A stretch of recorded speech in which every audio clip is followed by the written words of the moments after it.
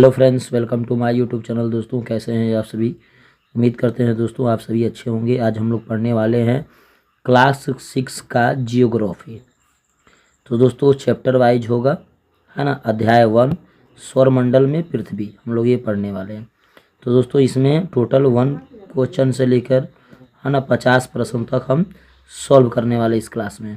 तो चलिए दोस्तों वीडियो को स्टार्ट करते हैं। वीडियो को स्टार्ट करने से पहले दोस्तों एक छोटा सा रिक्वेस्ट है कि अगर आप चैनल पर नए होंगे तो चैनल को सब्सक्राइब कर लीजिएगा। लेटेस्ट वीडियो देखने के लिए दोस्तों ऑल पर क्लिक कर लीजिएगा। आइए आज का जो पहला प्रश्न रहेगा मोस्ट इंपॉर्टेंट है, ज़रा ध्यान से समझने का प्रयास करिएगा। पहला जो प्रश्न ध्यान से समझिएगा दोस्तों। पहला प्रश्न कर रहा है कि पृथ्वी किस आकाशगंगा का भाग है। दोस्तों पृथ्वी जो होती है मिल्की वे आकाशगंगा का भाग है। तो आपका आंसर होगा दोस्तों B is the right answer. अगला प्रश्न दोस्तों, प्रश्न नंबर 2 करा है कि सूर्य से दूरी के अनुसार पृथ्वी का कौन सा ग्रह है। सूर्य के दूरी के अनुसार पृथ्वी कौन सा ग्रह है। तो दोस्तों सूर्य के दूरी के अनुसार पृथ्वी जो है तीसरा ग्रह है। तो आपका आंसर होगा सी इज द राइट आंसर, तीसरा।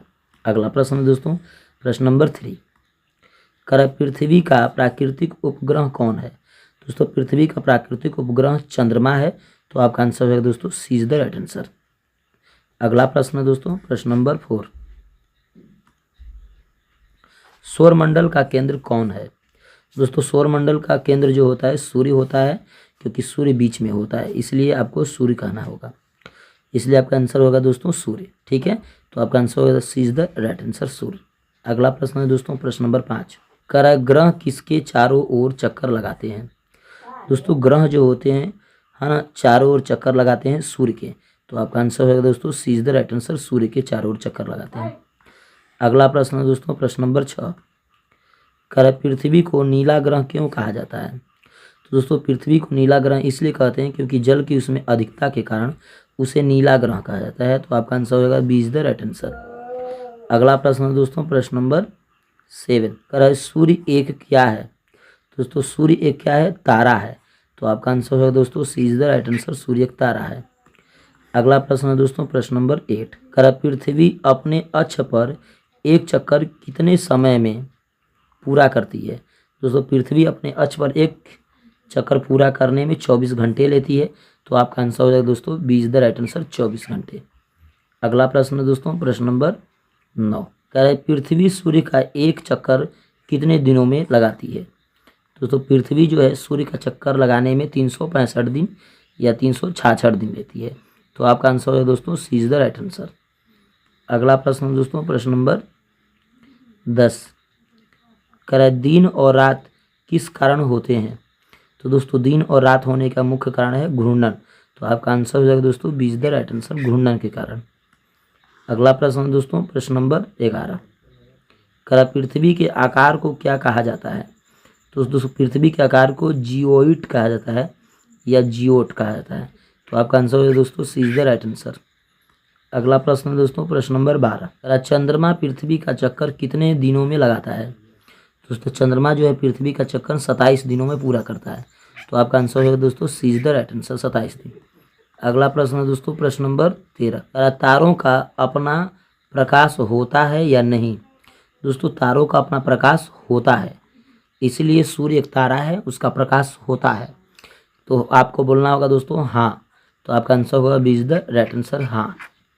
अगला प्रश्न है दोस्तों, प्रश्न नंबर 14 ग्रहों की अपनी रोशनी होती है। तो दोस्तों ग्रहों की अपनी रोशनी नहीं होती है।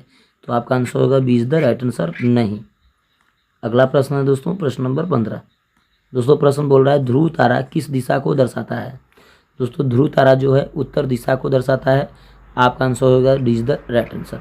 अगला प्रश्न है दोस्तों, प्रश्न नंबर 16 सूर्य के सबसे निकट कौन सा ग्रह है। दोस्तों सूर्य के सबसे निकट ग्रह बुध होता है। तो आपका आंसर होगा B is the right answer, बुध।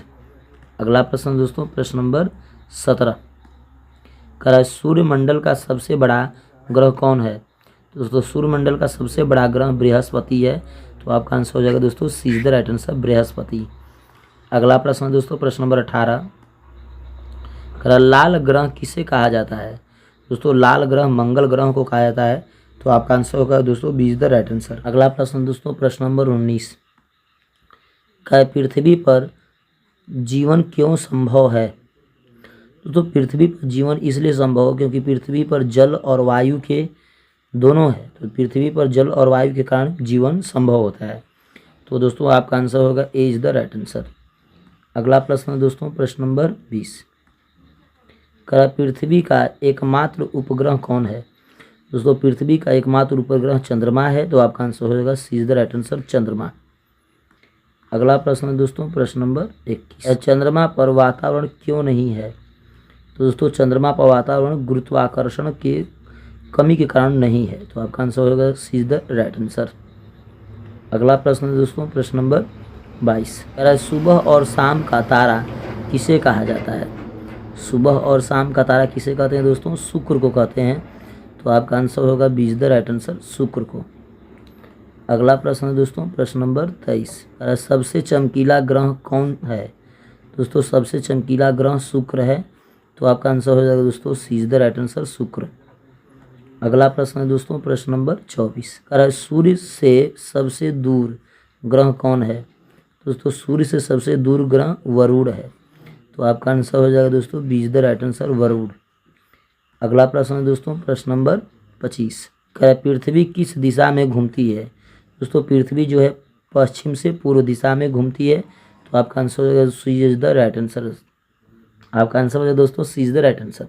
अगला प्रश्न है दोस्तों, प्रश्न नंबर 6। पृथ्वी के घूमने की गति को क्या कहते हैं?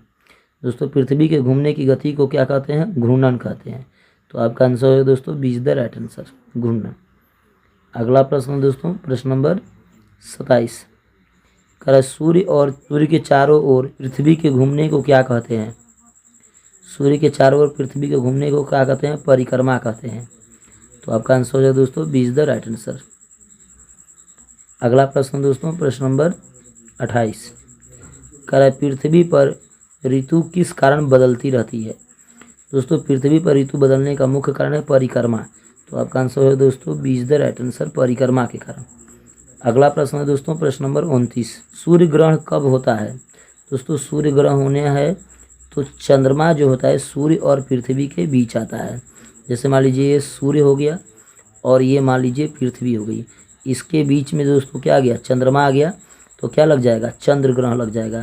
तो आपका आंसर हो जाएगा दोस्तों चंद्रमा सूर्य और पृथ्वी के बीच आता है। तो आपका आंसर होगा दोस्तों B is the right answer. अगला प्रश्न है दोस्तों, प्रश्न नंबर 30। चंद्र ग्रहण कब होता है?